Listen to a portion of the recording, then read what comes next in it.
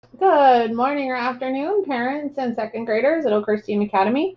This is Miss Bent here. Trying to make a video today. Trying to help parents and students logging into Zoom. We're having some difficulties wanting students to be able to try to log in by themselves, become a little bit more independent. So I wanted to kind of show you a couple different ways that we can log into Zoom. The first one I'm going to show you is logging in through a link on Google Classroom. The other way to log in is through our Class Dojo. So I'm going to try to show both of you. I'm thinking that most likely I'll need to separate the videos. I will try to link them back together so you're able to see those. But just so you know that I will planning on showing you two different ways. Like I said, one of them is through Google Classroom. Another one is through Class Dojo. Okay, so let's go ahead and get ourselves started. I'm going to minimize my window here so I can see my screen. So I'm on a student account right now. I'm on our Google Classroom. So if your student has been able to log into their Chromebook or some other laptop or device, it'll work on any way. They just need to get to their Google Classroom. This is the important Google Classroom Mr. Moore and I have combined. This was once the literacy classroom that Mr. Moore had. This is where you'll see us adding our lessons, literacy and math lessons daily.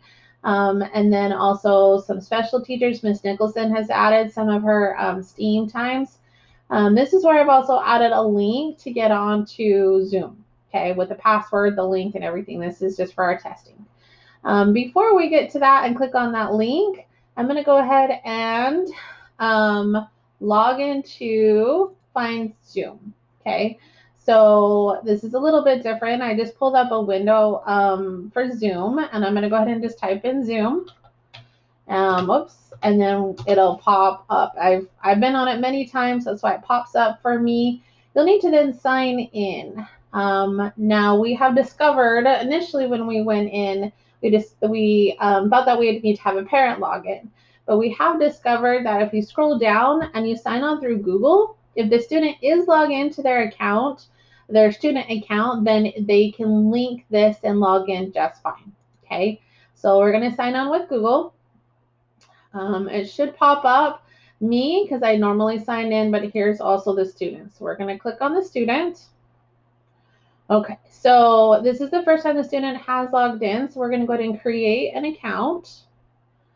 Okay, so it gives us some warnings, some important things. Parents, you can go and take a look at that. Okay, so but it's that easy. The student already has an account. They're ready to go. They can join a meeting. You can walk through some things with them. We wouldn't prefer them creating any meetings, parents, so please watch for that. But we're going to go ahead and log in to join a meeting. Okay. At this point, we can click on the meeting ID. I'm hoping that we could also then, I'm going to head back into our Google Classroom.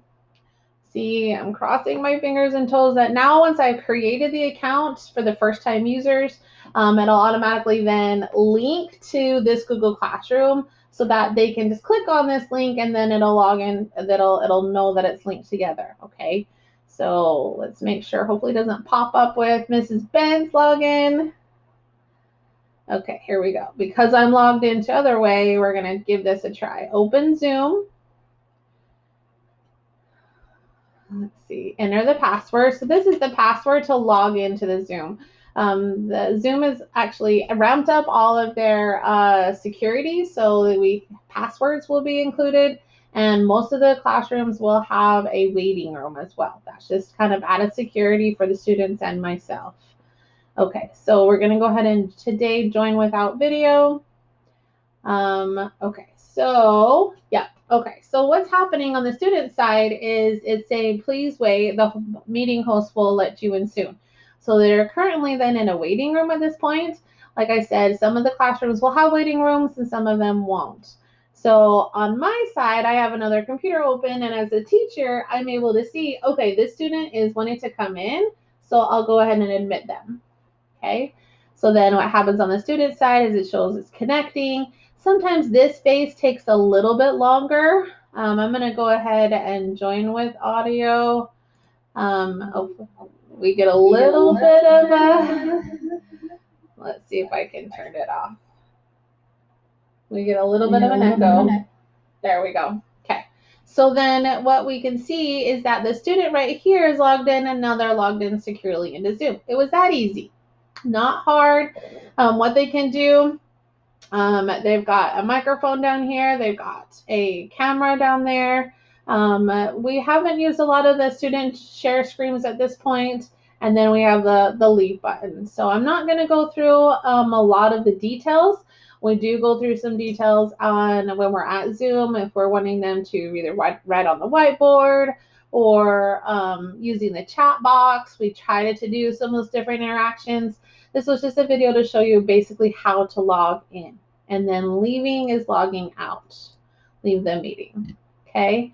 So that's pretty much how to log in. Just remember the big portion is they need to be able to log in separately. So just logging into Zoom, like I said, if they're logged into their Google Classroom or logging into their Google account through Chromebook, it'll link that to Zoom. So all you need to do is just log in using Google.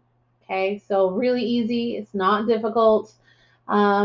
The other thing that I wanted to show you, I think we're going to need to show you separately because I'm going to need to show you my phone, which will take a little bit of extra finagling. So I'm going to stop this video and I'm going to try to show you on the next video logging into Zoom using the Class Dojo link.